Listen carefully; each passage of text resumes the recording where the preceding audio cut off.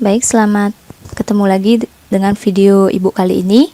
Kita belajar tentang peluang suatu kejadian. Nah, kemarin kan kita sudah belajar tentang percobaan, ruang sampel, titik sampel, dan kejadian. Itu juga merupakan materi prasyarat untuk mempelajari materi hari ini ya.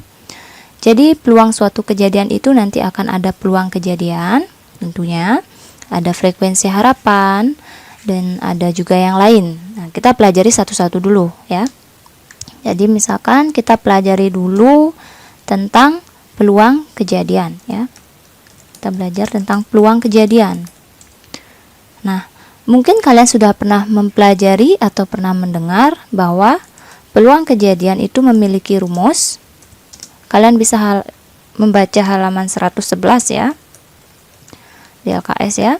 Jadi peluang kejadian itu adalah banyaknya hasil kejadian A, yaitu NA, yang dibagi dengan banyaknya semua hasil yang mungkin.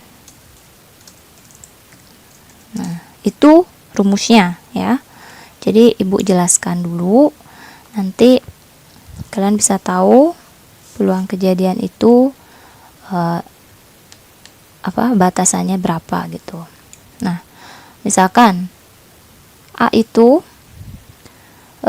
karena ya, Ibu tulis saja. Karena A subset S, ini cara bacanya subset. Ya, subset itu apa? Himpunan bagian, ya. Himpunan bagian. Jadi, ini maksudnya anggota A ada di S. Nah, iya kan? Karena kan NA itu kejadiannya. Ini, NA itu kan kejadiannya. Misalkan seperti kemarin kejadian hasil mata dadu 6 gitu. Hasil kalinya 6. Kalian mencarinya di NS kan? Di dalam tabelnya itu, yang ini. Yang di dalam tabel ini, ya kan? Di sini kalian mencari, ini NS-nya ada 36. Ya, karena kalian menghitungnya jangan satu-satu ini. Karena 6 ke samping, 6 ke bawah, 6 kali 6 pasti di dalamnya ada 36. Itu NS namanya, semestanya 36. NA-nya apa? Tergantung apa yang ditanya. Misalkan kejadian muncul hasil kali mata dadu 6. Itu ada berapa? Ada 1, 2, 3, dan 4. Kalian mengambilnya dari mana? Mengambilnya dari si semestanya. Oleh karena itu, himpunan bagian dari A pasti ada di S. Ya. Yang jelas ya. Nah, sehingga karena A ada di S, ini mengakibatkan kalau NA atau banyaknya kejadian pada A pasti kurang dari sama dengan NS. Kebanyakannya S ya. Karena tadi aja A-nya hanya 4, S-nya 36. Ya kan? Jadi otomatis NA-nya atau banyaknya kejadian A itu akan lebih kecil atau sama dengan dari banyaknya semesta. Nah, akibatnya ini mengakibatkan peluangnya itu pastilah kurang dari sama dengan 1. Karena kan NA-nya tidak akan lebih besar dari si NS. Kalau kalian masukkan ke sini, ya, ke sini. Ibu buat di sini. NA bagi NS. Kan kalian udah tahu ini tuh lebih kurang, kurang dari sama dengan ini. Otomatis ini tidak akan pernah lebih besar NA-nya. Makanya dia tidak akan pernah 1 ya. Contoh tadi NA-nya 4. NS-nya 36 yang di dadu ya. Kan enggak 1. Ini kan hasilnya 0, sekian kan? Seperti itu. Tetapi dia boleh sama ya. Kemungkinannya sama boleh. Karena kan ada tanda sama dengan. Nah, 36 per 36 ya 1 gitu ya. Sehingga di sini misalkan ya anggota A itu tidak ada ya. Misalkan kejadian yang ditanya di sini tuh ya tidak kalian temukan di bagian tabel sini. Otomatis A itu kan jadinya himpunan kosong kan?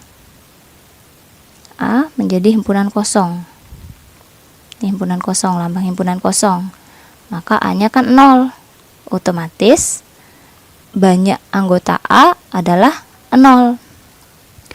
hal ini mengakibatkan peluangnya menjadi 0. Karena kan Na dibagi Ns. Nah, Na-nya 0. 0 bagi berapapun hasilnya akan 0. Ini disebut dengan kemustahilan. Nah, tetapi ketika kejadian yang ditanya di sini, ya, misalkan yang ditanya di sini ternyata ada di semua ini. Semuanya termasuk kejadiannya. Berarti kan 36 ya Na-nya. Karena semua termasuk. Sehingga kan karena dia 36, otomatis banyaknya si A itu akan sama dengan banyaknya si S. Maka Na itu sendiri sama dengan Ns. Banyaknya jadinya mereka sama. Nah, karena sama, hal ini akan mengakibatkan Pa sama dengan Na per Ns itu akan jadi 1 karena angka mereka sama. Misalkan ini 36, ini juga 36, ya 36 per 36 ya 1.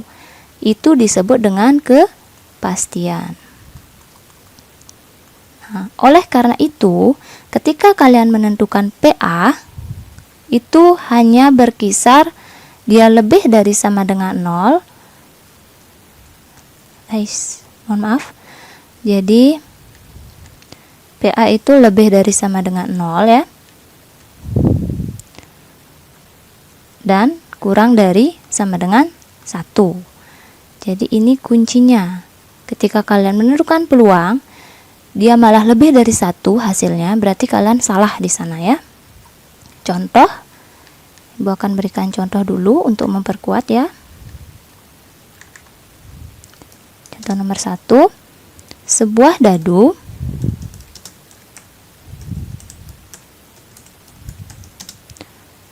dadu ya dilempar sekali. Tentukan peluang muncul mata dadu ganjil. Di sini sudah menentukan peluang ya. Ada kata peluang, otomatis kalian mencari PA ya. Caranya, nah kita menentukan semestanya dulu ya. Jadi semestanya itu sebuah dadu, berarti kan kemungkinan mata dadu yang muncul itu kan 1, 2, 3, 4, 5, dan 6.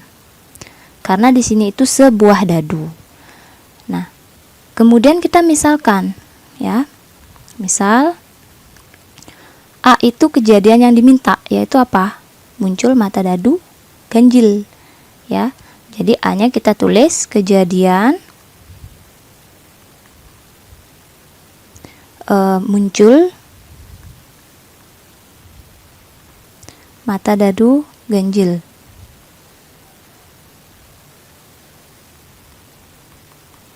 Nah, sehingga di sini kamu bisa daftarkan ya. Ibu buatnya di halaman selanjutnya ya. Nah, jadi di sini kalian bisa daftarkan. Karena kan kejadiannya muncul mata dadu ganjil.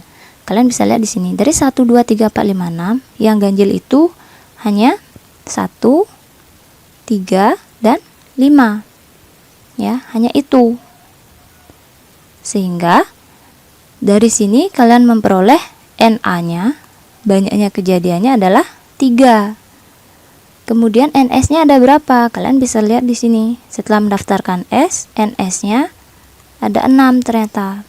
Nah, Na sudah ketemu, Ns sudah ketemu, maka kalian tinggal memasukkan ke rumus PA, yaitu Na bagi Ns. Hasilnya 3/6, yaitu setengah. Dan jangan lupa isi kesimpulan ya. Karena kesimpulan itu adalah akhir dari jawabannya. Jadi peluang muncul mata dadu ganjil adalah 1/2 gitu ya. Kalian buat setengahnya yang bagus ya, jangan miring seperti ini kan, karena ibu ini di laptop agak susah ya. Kemudian misalkan yang lain itu, contoh yang lain kalian bisa pelajari nih, yang nomor 2 sama nomor 3 halaman 111. Nanti kalau misalkan kurang paham, kalian bisa tanya ibu langsung di grup WA ya, pada saat pembelajaran kita diskusi. Ya, sekian untuk peluang kejadian. Nanti kita bertemu lagi di materi selanjutnya. Terima kasih dan semangat belajarnya.